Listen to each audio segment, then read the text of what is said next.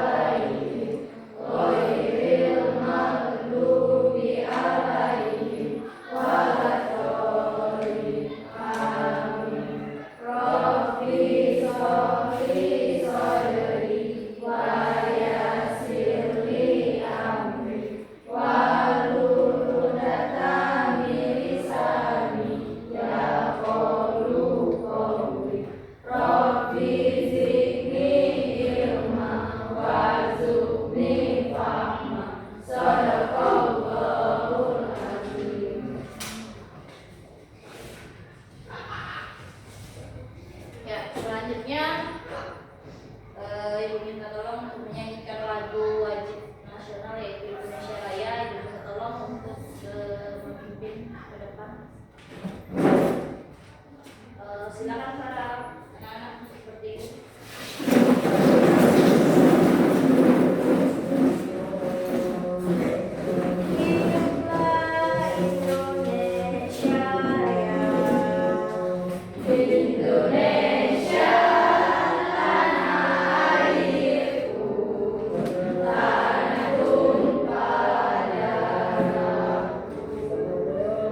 Di sana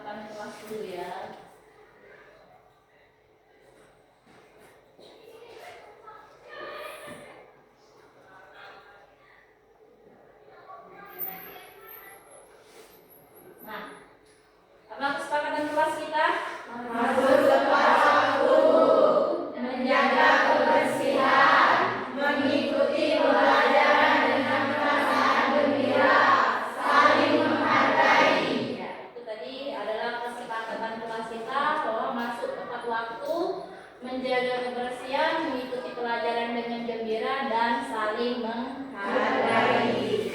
Oke. Pelajaran kita pada pagi hari ini yaitu tentang peta. Sudah pernah dengar kata peta? Ya. Kan kalian tahu apa itu peta? Ayo. Peta adalah gambaran konvensional dari permukaan bumi pada bidang datar. Ya, benar ya. Gambaran permukaan bumi pada bidang datar. Hari ini kita belajar tentang peta. Tujuan pembelajaran kita yaitu yang pertama supaya kalian mengetahui apa itu peta, jenis-jenis peta, fungsi peta, dan komponen peta. Sebelum kita memasuki materi, kita ice breaking dulu ya. Ice breakingnya yaitu tepuk fokus.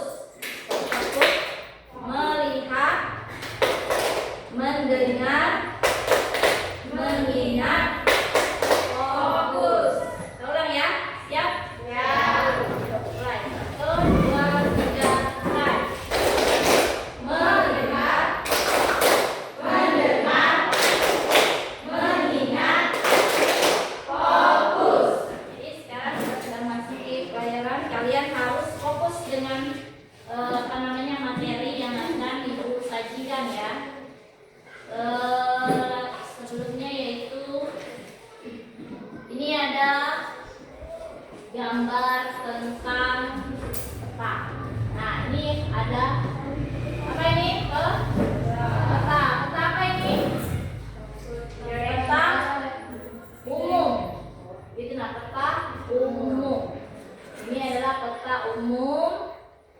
Dan yang ini adalah peta khusus. Nah, ini peta khusus. Apa beda dari peta umum dan peta khusus? Ada yang tahu? Peta umum. Peta umum itu yaitu menggambarkan penampakan secara umum. Misalnya apa? Jalan ya. Nah, contohnya kalau peta umum yaitu ini peta Indonesia. Ini ada lagi selain dari peta Indonesia ada peta Sumatera Selatan. Nah ini selain dari peta umum ada juga peta khusus. Kalau peta khusus, apa peta khusus? Yaitu peta yang menyajikan informasi secara khusus. Misalnya apa? Persebaran flora dan fauna. Ini contoh dari peta khusus atau peta tematik. Oke. Nah, jadi ini adalah peta ya. Jadi apa peta tadi? Peta umum apa? Peta yang menyajikan informasi secara umum. Kalau peta khusus, ada yang tahu tadi? Angkat tangan. Peta yang menyajikan informasi secara khusus. Apa contohnya? Peta persebaran flora dan fauna. Ya. Selanjutnya kita masuk ke intinya ya. Ibu ada video tentang komponen peta. Jadi silakan kalian simak. Judul peta. Judul peta untuk memberi informasi yang digambarkan serta tempat data tersebut diambil.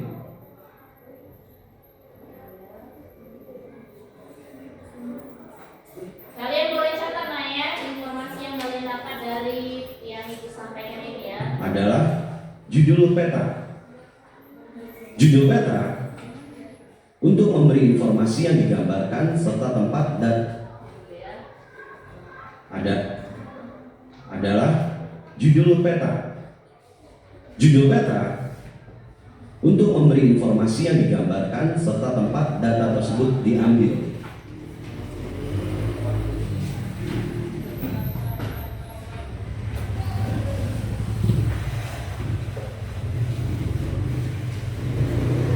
Yang kedua adalah skala peta, yaitu angka yang menunjukkan perbandingan jarak antara peta dan jarak sesungguhnya di permukaan bumi.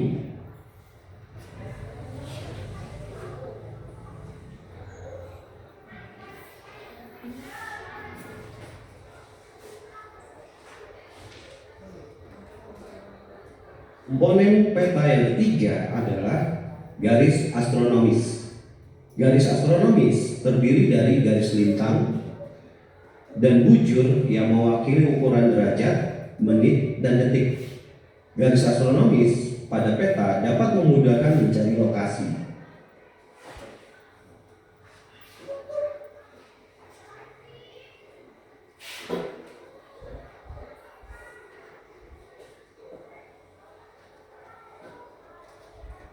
Komponen peta yang keempat adalah arah atau tanda orientasi yang dicantumkan untuk mengetahui orientasi peta, sehingga pembaca dapat mengetahui arah mata angin tempat yang dipetakan.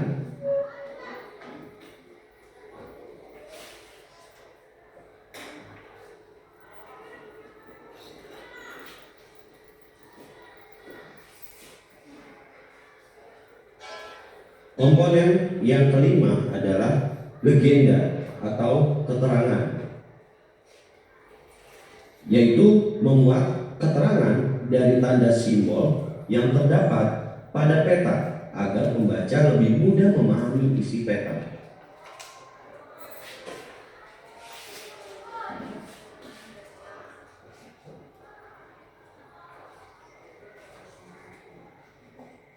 Komponen peta yang keenam adalah simbol peta. Tanda yang digunakan untuk mewakili kenampakan sebenarnya pada peta meliputi kenampakan alami dan kenampakan budaya. Kenampakan alami itu berupa sungai, gunung, danau, dan lain-lain. Kenampakan budaya adalah jalan, rel kereta, jembatan, dan lain-lain.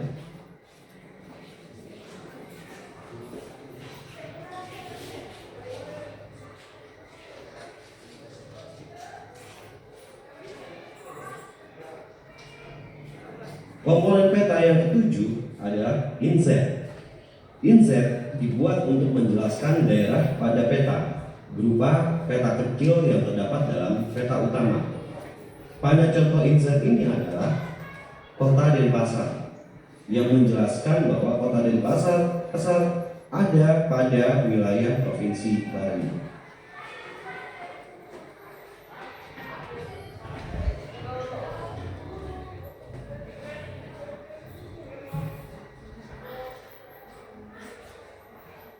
Komponen peta yang kedelapan adalah warna. Penggunaan warna pada peta memiliki beberapa tujuan, yaitu menunjukkan perbedaan keadaan wilayah seperti dataran tinggi ataupun dataran rendah. Selain itu, menunjukkan kualitas dan kuantitas serta memberi nilai keindahan pada peta.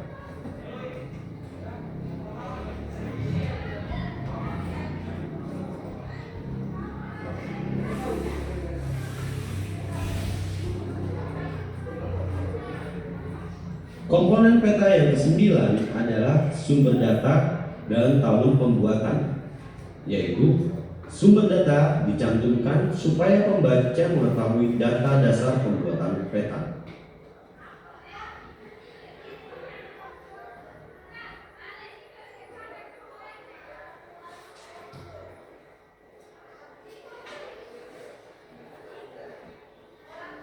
Komponen peta yang ke-10 adalah lettering, yaitu tulisan atau angka untuk mempertegas makna simbol-simbol yang ada pada peta.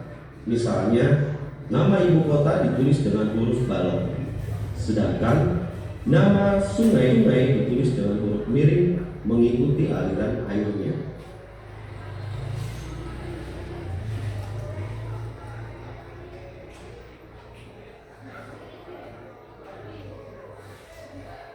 Komponen peta yang terakhir adalah garis tepi.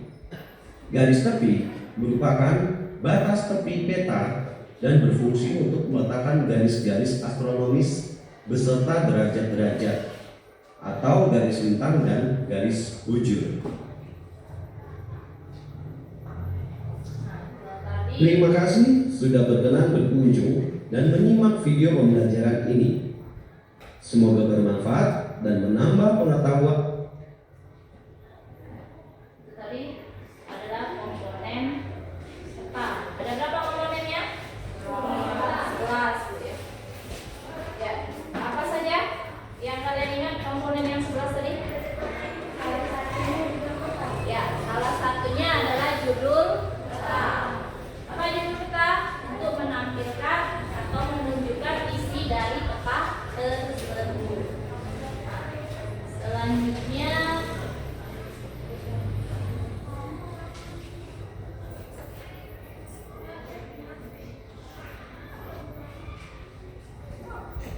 kita masuk ke pengetahuan dasar peta atau pemetaan ya. Nah, yang pertama itu ada pengertian peta. Tadi sudah disebutkan oleh salah satu teman kalian bahwa peta merupakan gambaran konvensional ya. Nah, itu peta merupakan gambaran konvensional dari permukaan bumi pada bidang datar yang diperkecil dengan skala tertentu. Itu ada namanya. Peta adalah penyederhanaan kenyataan di lapangan. Kalau dalam bentuk bidang datar ini misalnya seperti di atlas ya.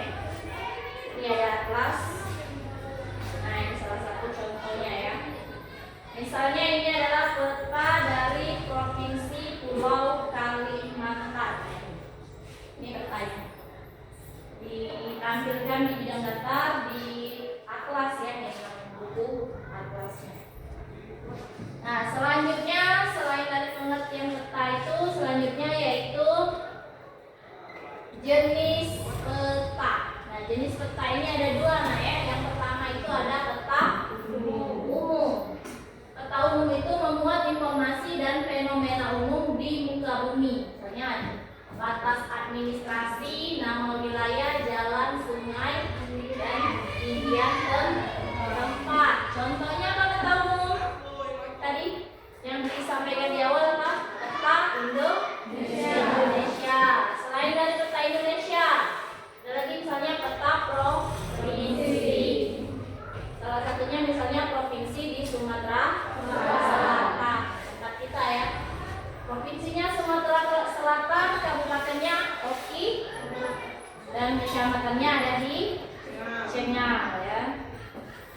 Nah, selain dari peta umum ada juga yang namanya peta khusus atau peta tematik. Nah, ini yaitu peta yang memuat informasi khusus yang mencakup tema-tema tertentu. Misalnya, contoh dari peta khusus itu ada kepadatan penduduk, produktivitas pertanian, jenis tanah, intensitas hujan, persebaran flora dan fauna, dan masih banyak peta jenis yang lainnya yang tematik ya. Terus yang selanjutnya, selain dari jenis peta, ada lagi yang namanya fungsi peta. Apa fungsi peta?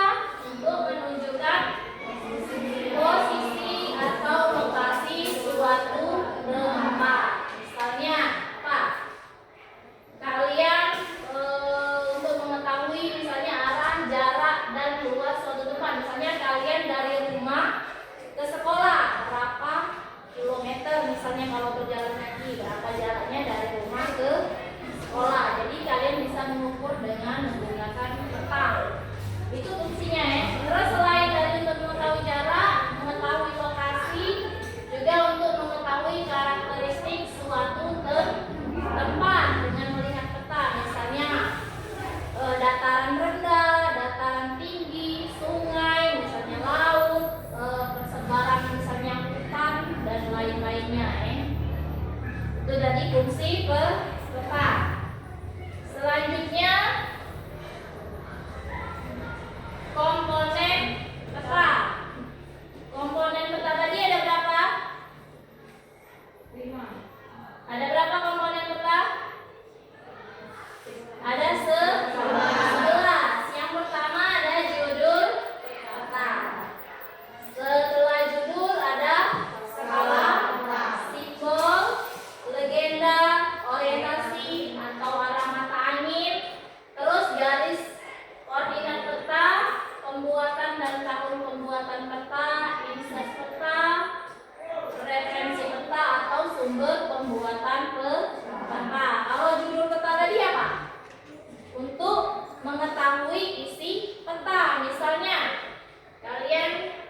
kita membuat peta, misalnya peta Provinsi Sumatera Selatan, tapi isinya misalnya peta Lampung, jadi tidak sesuai ya.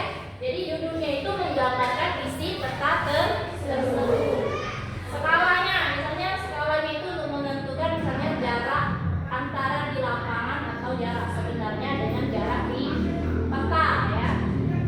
Terus simbol, kalau simbol itu untuk mengetahui kita bisa membaca peta itu, misalnya salah satu ciri dari simbol itu misalnya lambang atau simbol segitiga. Nah, segitiga itu artinya simbol apa? Simbol gunung atau pegunungan ya. Kalau ada dua jenis simbol segitiga, ada yang warna hitam dan ada yang warna merah. Kalau yang warna hitam berarti gunungnya tidak aktif, tapi kalau yang merah gunungnya aktif. Misalnya kalau kita di Sumatera ini ada di mana gunung? Di Dempo, Pagar. Itu ya simbol tadi. Dan seterusnya sampai ke sumber pembuatan petanya nah ya. Terus selanjutnya selain dari komponen peta tadi, nah ini tadi judulnya ya, secara ini yang mengandung informasi dan sudah judulnya, ada lagi skala tadi ya. Sudah skala, apa lagi? Simbol peta. Nah, simbol peta tadi gunung tadi ya, ada segitiga itu bentuk gunung atau lambang gunung, simbol gunung ya. Terus selanjutnya legenda peta. Legenda peta tadi. Kalau legenda tadi apa? Menjelaskan informasi dari simbol-simbol dalam peta. Misalnya terdiri dari judul, subjudul, simbol, dan keterangan. Nah, yang selanjutnya itu orientasi atau arah mata angin. Itu untuk menunjukkan apa? Arah atau apa? Arah mata angin biasanya yang menunjukkan arah utaranya di atas. Utara. Kalau sebelah kanan itu ada timur, sebelah kirinya barat, dan di bawahnya itu adalah selatan untuk menunjukkan arah orientasi atau mata angin. Terus selanjutnya selain dari arah mata angin ada lagi yang namanya garis koordinat. Nah, garis koordinat itu garis yang melintang atas, bawah, dan kiri kanan pada peta yang digunakan sebagai penentu lokasi. Misalnya, koordinat terdapat di sepanjang tepi peta. Satuan koordinat tergantung pada sistem proyeksi digunakan. Terus, nampak sebagai garis lurus pada peta skala besar dan garis lengkung pada skala kecil. Itu garis koordinat. Terus selanjutnya pembuatan dan tahun pembuatan. Nah, ini misalnya petunjuknya itu siapa yang mengeluarkan atau membuat peta serta tahun pembuatan peta tersebut. Nah, itu menjamin kesahihan atau kesahan informasi yang ada di dalam peta. Misalnya ini ya, pembuatnya misalnya Sendang Ilmu itu dari Solo. Kalau ini yang atas ini yang gua pegang ya. Di tahun pembuatannya ada. Misalnya ini tahun dibuatnya yaitu tahun 2019. Ini dibuatnya tahun 2019. Itu ya, tahun pembuat dan tahun pembuatannya. Terus selanjutnya insert atau peta kecil. Nah, peta kecil atau insert itu adalah peta yang tercantum di luar peta utama tapi masih termasuk di dalam garis tepi peta ya, garis kecilnya. Kalau di sini tadi sudah dilihat ya di video yang awal tadi, insert peta. Terus selanjutnya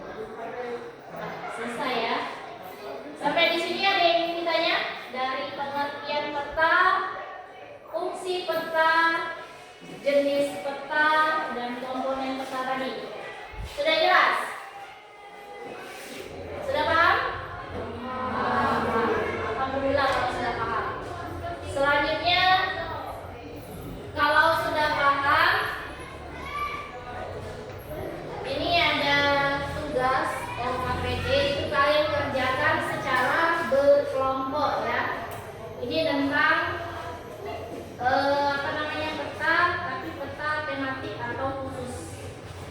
Nah, ibu bagikan lembar kerjanya ya.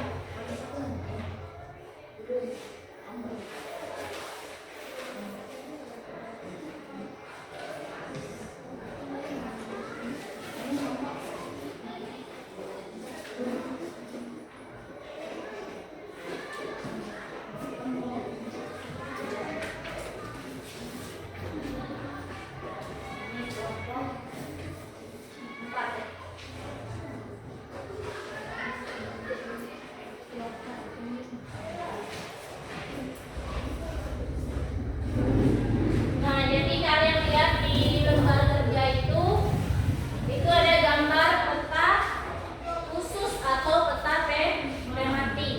Nah, kalian amati dan kalian perhatikan gambarnya, terus boleh kalian cari di referensi di buku ya. Ini kalian sudah ada buku geografi kelas 10. Kalian cari di situ. Misalnya bagaimana cara penanggulangan dari bencana tersebut ya. Ya, tadi. Apakah kalian sudah mengerti? Mengerti. Kalau sudah mengerti, silakan kerjakan secara berdiskusi berkelompok. Semuanya bekerja. Ibu kasih waktu 15 menit. Kalau sudah selesai nanti kalian presentasikan di depan ya. Ya, silakan kerjakan.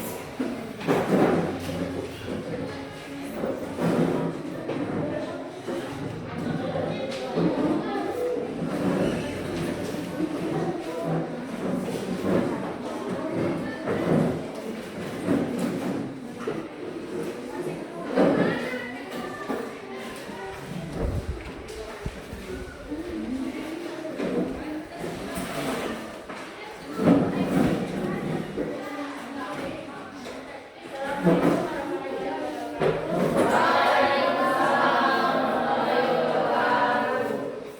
dari kelompok 2 ingin memaparkan hasil diskusi kami tentang kebakaran lahan di Riau. Kepada saudara Adi, kami silakan.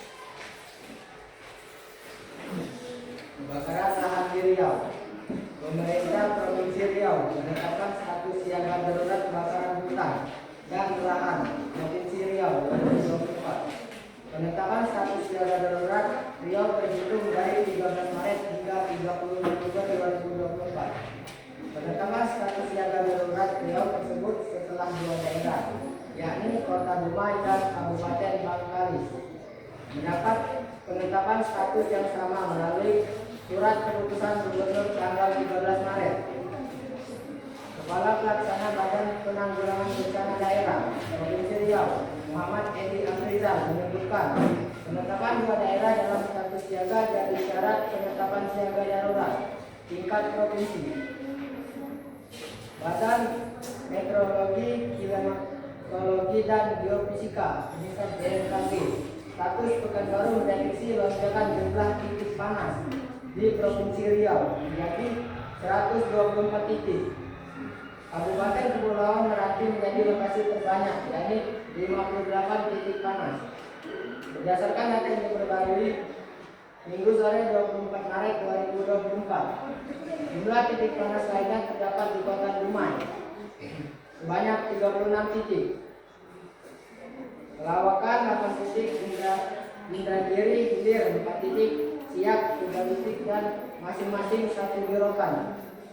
Kuantan menurut Muhlisin, api yang menyala dari Kartula yang membakar semak belukar juga tampak pada malam hari. Kondisi ini perlu penanganan segera untuk memadamkan api karena saat ini sedang dalam cuaca panas ekstrim. Penyebab kebakaran hutan terjadi kebakaran hutan dan lahan disebabkan oleh dua faktor. Di antaranya adalah alam dan non-alam. Faktor alam yang biasanya terjadi saat musim kemarau panjang tiba, sementara petir dan erupsi gunung berapi. Pada faktor non-alam biasanya terjadi karena keteledoran manusia. Salah satu penyebab kebakaran hutan di Riau adalah karena aktivitas masyarakat dalam mengelola lahan pertanian atau perkebunan dengan menggunakan metode tebas bakar. Cara menanggulangi kebakaran hutan: memerhatikan wilayah hutan dengan titik api yang cukup tinggi yang dapat memicu terjadinya kebakaran hutan. 1. Tidak membuka lahan atau perkebunan dengan cara membakar. 2. Tidak membuang puntung rokok secara sembarangan di hutan. 3. Tidak membiarkan api unggun dalam hutan. Ya, Baik, itu dia materi yang telah disampaikan. Kepada kelompok lain yang belum paham, boleh ditanyakan. Kami buka. Saya ingin bertanya. Perkenalkan, saya dari kelompok 4 ingin bertanya. Upaya apa yang dilakukan untuk mengatasi kebakaran pada lahan gambut?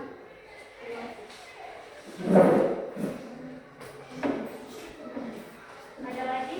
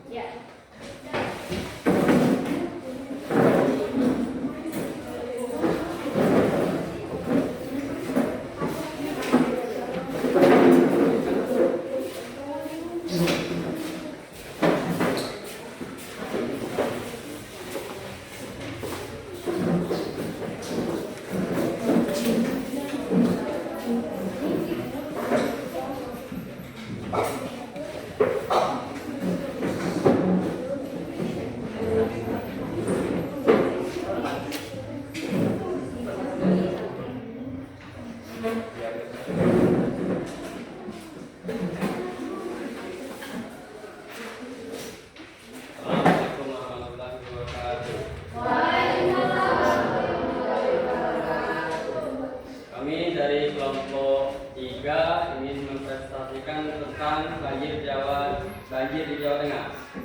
Pada baca Banjir di Jawa Tengah. Bencana banjir bandang yang melanda beberapa wilayah di Provinsi Jawa Tengah, yaitu di wilayah Kabupaten Demak, Kabupaten Rombongan, dan Kabupaten Kudus yang terjadi pada awal bulan Februari 2024. Salah satu penyebab banjir di Kabupaten Demak adalah jebolnya tanggul Sungai Wulan dan Sungai Jartun yang berada di perbatasan antara Kabupaten Demak dan Kabupaten Kudus. Jebolnya tanggul Sungai Wulan ini terjadi akibat struktur tanggul tidak mampu menahan jebolnya arus Sungai Wulan yang meluap akibat hujan lebat yang terjadi sejak 5 Februari 2024 dan naiknya debit air yang berasal dari wilayah Kabupaten Rombongan.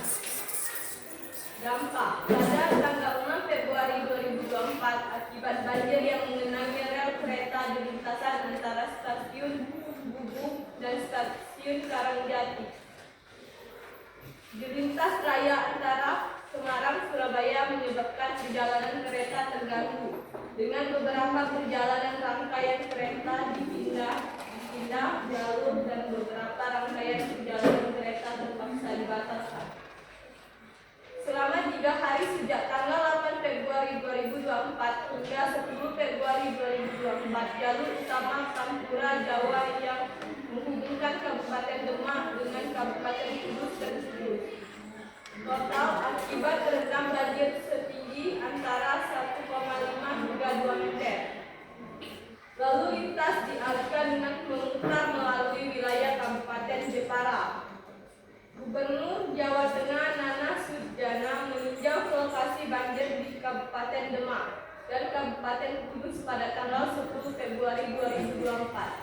Nana menyebut bahwa pemerintah Provinsi Jawa Tengah telah bekerja sama dengan Kementerian Pekerjaan Umum dan Perumahan Rakyat untuk mengecek lokasi banjir dan memasukkan alat berat menanggulangi banjir.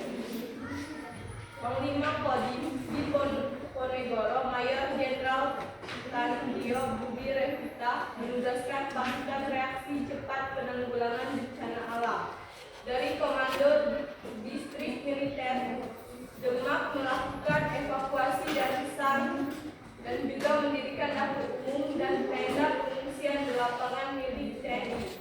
Mantan Gubernur Jawa Tengah yang juga calon presiden pada pemilihan umum Presiden Indonesia 2024 Ganjar Pranowo mengunjungi dan menemui warga korban banjir di Desa Cangkring, Kabupaten Grobogan pada 7 Februari 2024. Baiklah, itulah presentasi kami tentang banjir di Jawa Tengah. Baiklah, di sini saya membuka sesi pertanyaan. Bagi siapa yang bertanya, silakan bertanya.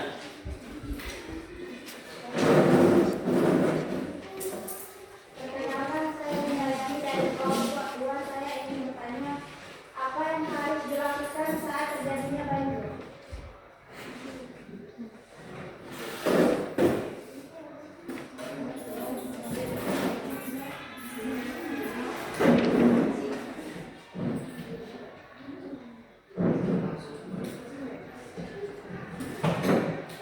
Baiklah, saya akan menjawab pertanyaan Winda dari kelompok upaya masyarakat supaya tidak terjadi banjir. Menjaga lingkungan sekitar dengan tidak membuang sampah berserakan maupun sungai yang dapat menyebabkan terhambatnya saluran air. Kemudian mendirikan bangunan di pinggiran sungai. Selain hal ini bisa menjadi penyebab banjir. Mendirikan hunian di pinggir sungai akan membuat tidak terhasilnya tanaman masyarakat.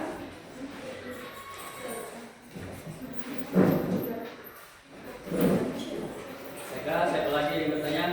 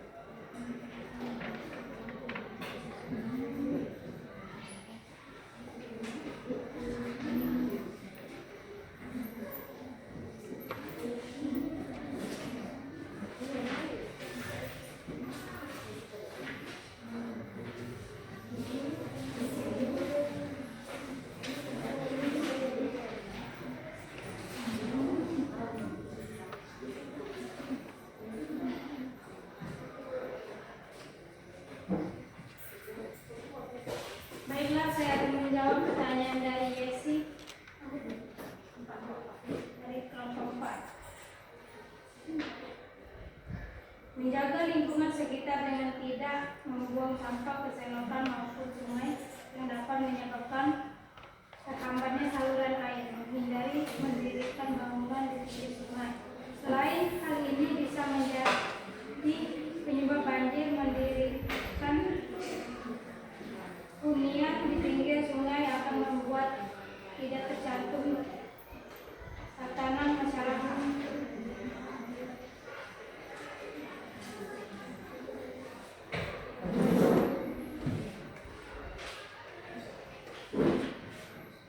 Baiklah, itulah presentasi kami pagi hari ini. Jika ada kesalahan mohon dimaafkan.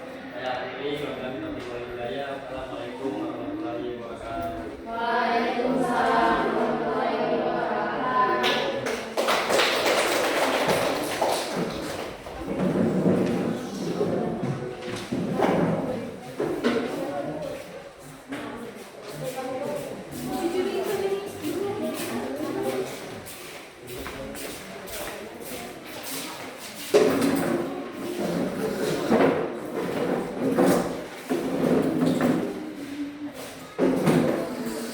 Tadi kelompok 3 ya, yang terakhir yaitu mengamati peta tentang banjir di Jawa Tengah. Cara mengatasi banjir, bagaimana cara mengatasinya dan menanggulanginya ya. Selanjutnya kelompok yang ingin maju, kelompok berapa? Kelompok 4.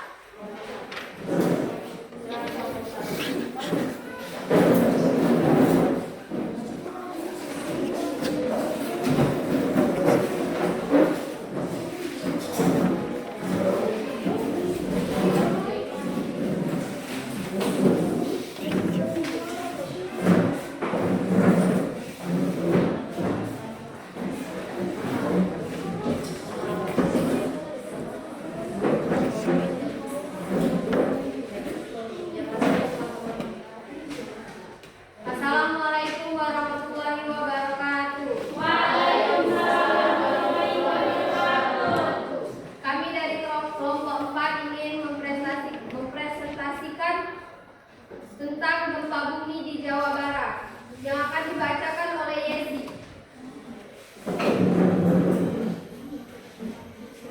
Gempa bumi Jawa Barat.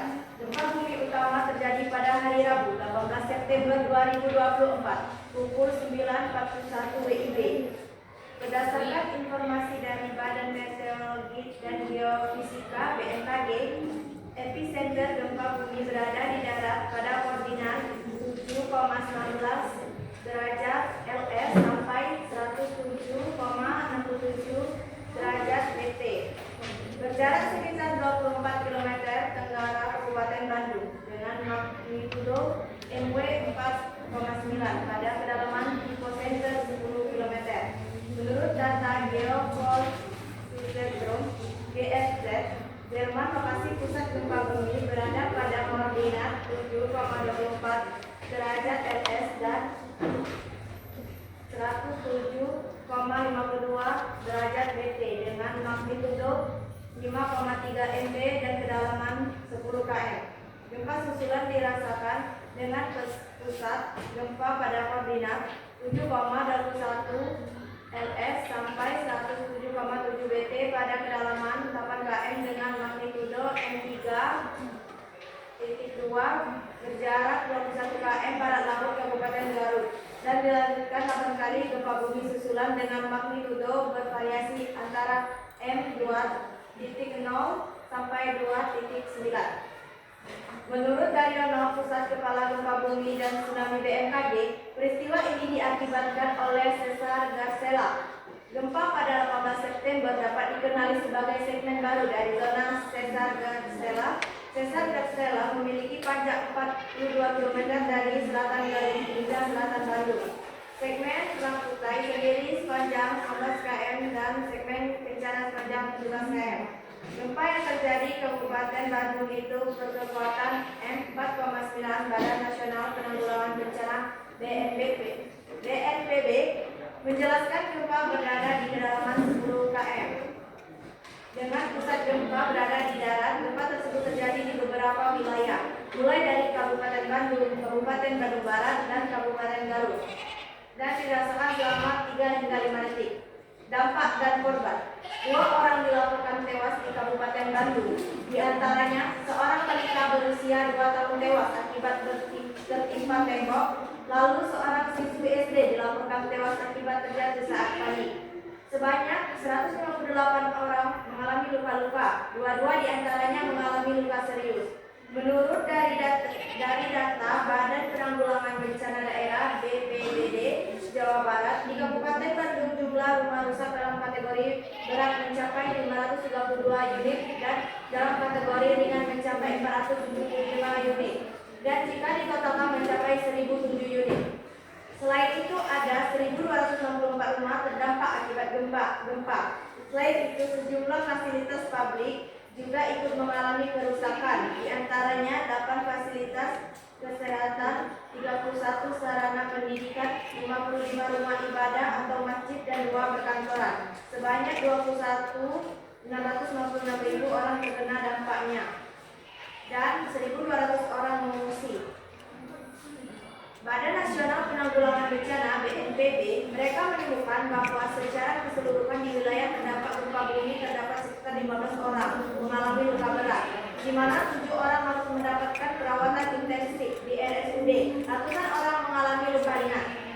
Mitigasi bencana gempa bumi. Langkah mitigasi gempa bumi pun dibedakan menjadi 3, yakni langkah sebelum gempa, langkah saat terjadi gempa, dan langkah pasca gempa. Langkah yang bisa dilakukan sebelum gempa yang dapat mengurangi dampaknya adalah sebagai berikut: mendirikan bangunan sesuai aturan baku, kenali lokasi bangunan tempat Anda tinggal, tempatkan perabotan pada tempat yang proporsional, siapkan peralatan seperti senter, B3K, makanan instan, periksa penggunaan listrik dan gas, kenali jalur evakuasi, ikuti kegiatan simulasi mitigasi bencana gempa.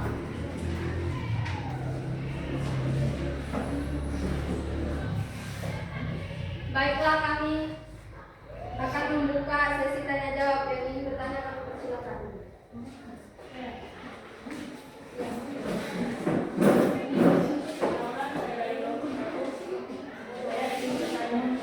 Apa yang harus dilakukan jika terjadi gempa bumi?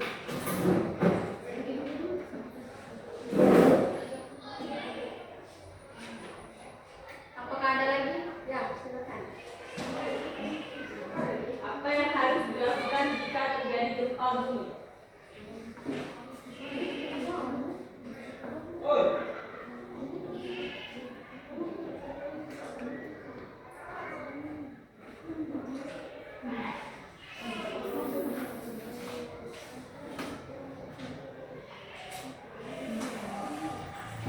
Pertanyaan dari Sika akan dijawab oleh Samia.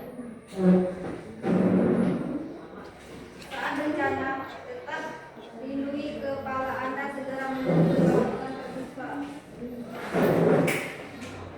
Hindari menggunakan lift dan eskalator. Gunakan tangga darurat atau jangan berdiri dekat tiang, pohon, atau sumber listrik atau gedung yang mungkin roboh.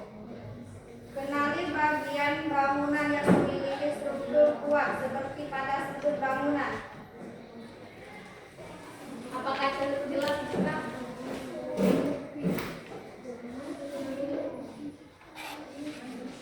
Lanjut, pertanyaan dari Mecha akan dibacakan oleh Geisha.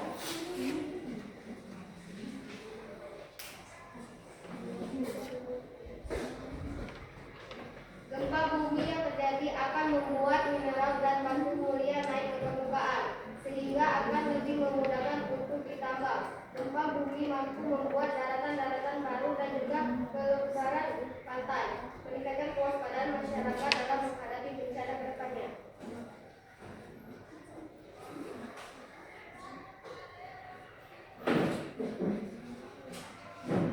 Sekian presentasi dari kami akhiri. Assalamualaikum warahmatullahi wabarakatuh. Waalaikumsalam warahmatullahi wabarakatuh.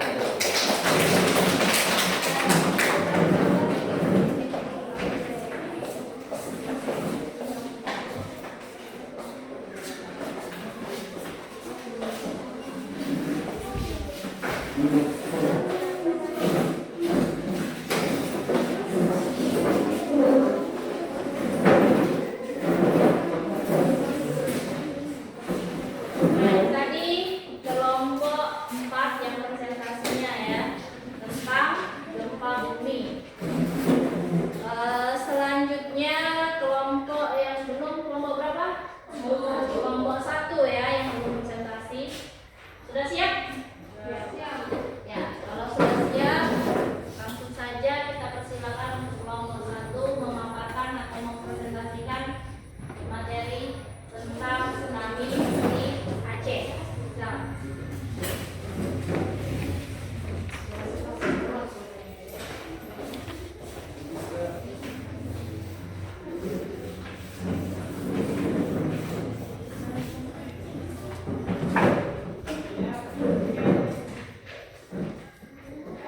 Assalamualaikum warahmatullahi wabarakatuh. Waalaikumsalam warahmatullahi wabarakatuh. Kami dari kelompok 1 ingin mempresentasikan tentang tsunami di Aceh. Kepada pemapar materi saya persilakan. Tsunami di Aceh adalah salah satu bencana terbesar di Indonesia. Tsunami Aceh terjadi pada 26 Desember 2004. Gelombang tsunami menyapu pesisir Aceh pasca gempa dangkal berkekuatan M9,3 yang terjadi di dasar Samudra Hindia. Gempa yang terjadi bahkan disebut ahli sebagai gempa terbesar kelima yang pernah ada dalam sejarah. Tsunami Aceh didahului gempa yang terjadi pada pukul 7.59 WIB. Tidak lama setelah itu, muncul gelombang tsunami yang diperkirakan memiliki ketinggian 30 meter dengan kecepatan mencapai 100 meter per detik atau 360 km per jam. Gelombang besar dan kuat ini tidak hanya menghanyutkan warga, binatang ternak, menghancurkan pemukiman bahkan satu wilayah, namun juga berhasil menyeret sebuah kapal ke tengah daratan. Kapal itu ialah PLDG Apung yang terseret hingga 5 km dari kawasan perairan ke tengah daratan. Tsunami Aceh bencana kemanusiaan terbesar. Sehari setelah kejadian, Persatuan Bangsa-Bangsa atau PBB menyatakan bencana alam tsunami Aceh ini sebagai bencana kemanusiaan terbesar yang terjadi sejak saat itu. Bantuan internasional pun berdatangan untuk menolong masyarakat yang terkena bencana tsunami Aceh, termasuk pesawat militer dari Jerman hingga kapal induk milik Amerika Serikat didatangkan untuk lokasi bencana. Selang beberapa hari dan proses pencarian korban terus digencarkan. PBB pada 4 Januari 2005 mengeluarkan taksiran awal bahkan jumlah korban tewas akibat tsunami Aceh sangat mungkin melebihi angka 200.000 jiwa. Jumlah korban dari peristiwa alam tsunami Aceh tersebut disebut mencapai 230.000 jiwa. Jumlah itu bukan hanya datang dari Indonesia sebagai negara terdampak paling parah, namun juga dari negara-negara lain yang turut mengalami bencana ini.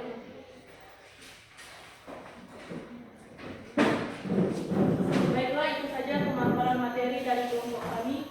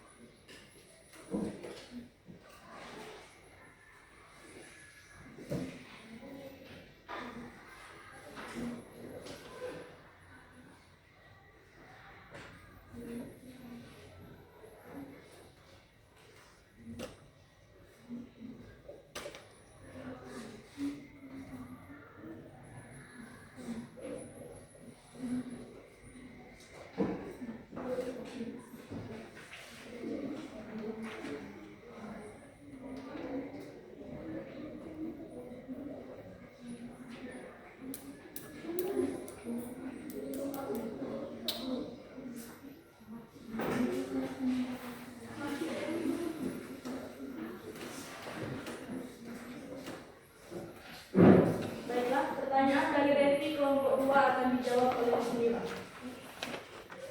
Baiklah, saya ingin menjawab pertanyaan dari Pepi kelompok 2. Cara menyelamat diri dari tsunami. 1. Waspada gempa susulan.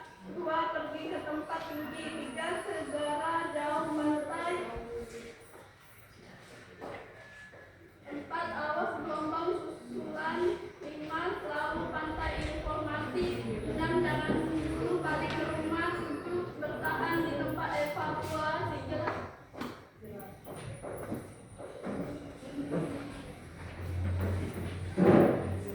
Baiklah, pertanyaan dari Kenny kelompok 3 akan dijawab oleh Nilsa. Baiklah, saya akan menjawab pertanyaan dari Kenny dari kelompok 3.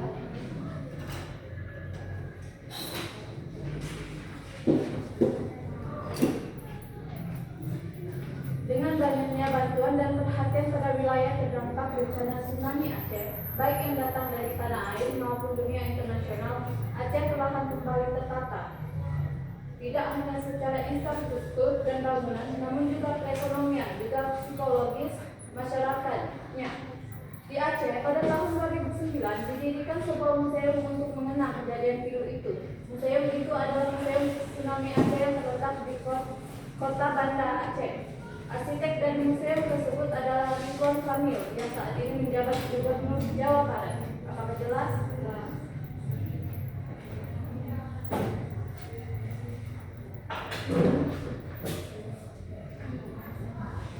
Baiklah, itu saja presentasi dari kelompok kami. Jika ada kata yang salah, kami mohon maaf. Kami akhiri. Wassalamualaikum warahmatullahi wabarakatuh. Waalaikumsalam warahmatullahi wabarakatuh.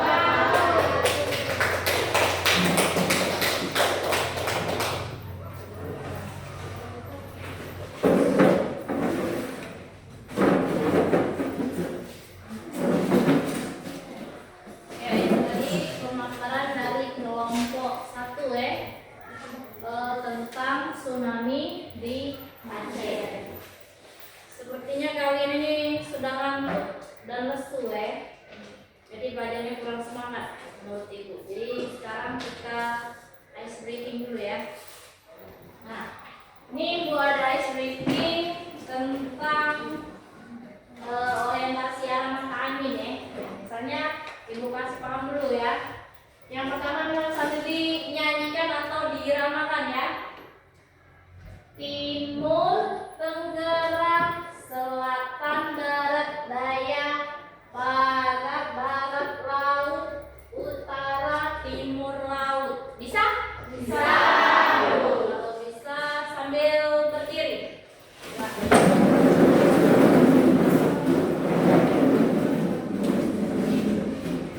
Ya. Mulai ya. 1, 2, 3. Timur, tenggara, selatan, barat, daya, barat laut, utara, timur laut. Timur, tenggara, selatan, barat, daya, barat laut, utara, timur laut. Bagaimana? Hasilnya sudah hilang hasilnya? Nah ya. Oke. Selanjutnya ibu akan bertanya tentang materi tadi. Materi yang sudah jelaskan tadi tentang peta, fungsi peta, jenis peta, dan komponen peta. Nanti agar kalian lebih paham, kalian kerjakan LKPD itu secara individu. Nah, itu tanya dulu. Masih ingat apa itu peta? Ada yang masih ingat apa pengertian peta? Terus ya. Peta adalah gambaran konvensional dari permukaan bumi pada bidang datar. Ya, gambaran permukaan bumi dari dalam bentuk bidang datar. Benar ya? Kalau jenis-jenis peta ada yang ingat? Ya, jenis-jenis peta. Jenis peta bisa umum berfungsi tentang penampakan untuk suatu wilayah seperti gunung, laut, dan sungai. Ya, itu tadi peta umum ya. Jenisnya ada dua, ada peta khusus dan peta umum. Yang disampaikan oleh teman kalian tadi itu adalah jenis peta umum. Kalau komponen peta ada berapa? Ada 11. Ada yang masih ingat salah satunya saja contoh dari komponen peta? Judul peta. Apa? Judul peta. Judul peta. Judul peta itu apa? Menggambarkan isi peta. Nah, selanjutnya fungsinya. Apa fungsi dari peta? Ada yang masih ingat fungsi peta? Fungsi dari peta untuk menunjukkan lokasi suatu tempat. Itu salah satu contoh dari fungsi peta. Nah, selanjutnya Ibu kasih soal untuk kalian kerjakan biar lebih paham ya.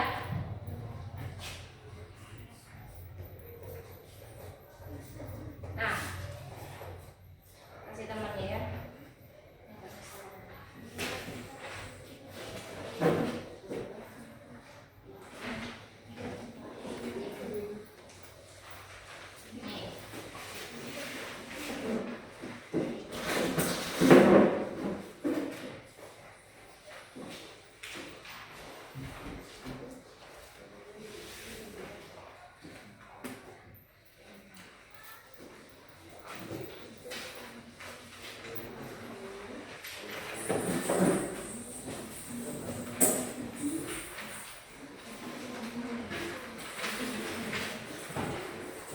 Nah, itu ada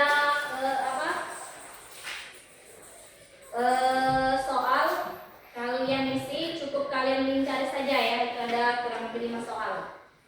Silakan dikerjakan, Ibu kasih waktu 3 menit. Kalau sudah selesai boleh dikumpul.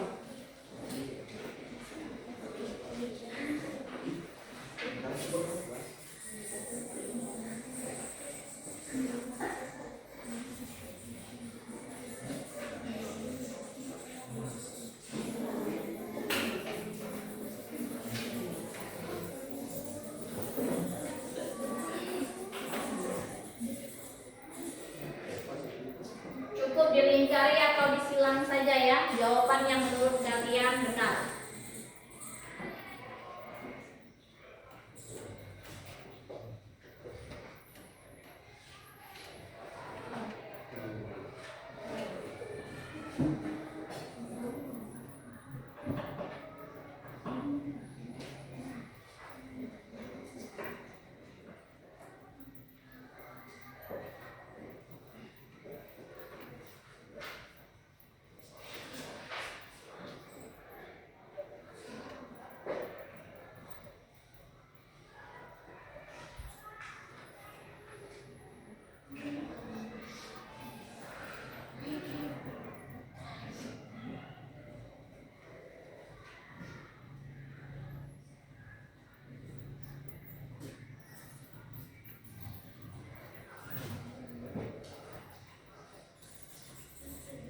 Jangan lupa ya kasih nama kalian.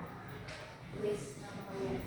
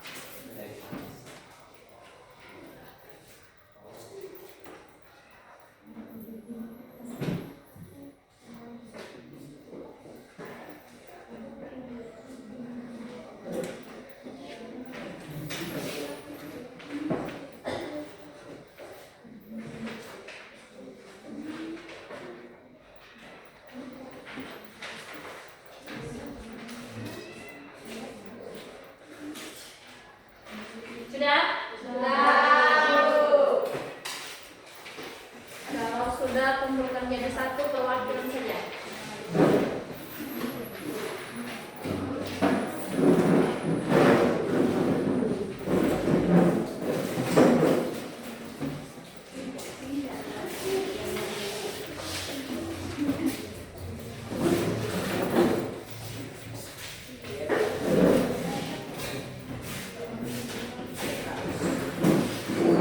Sudah?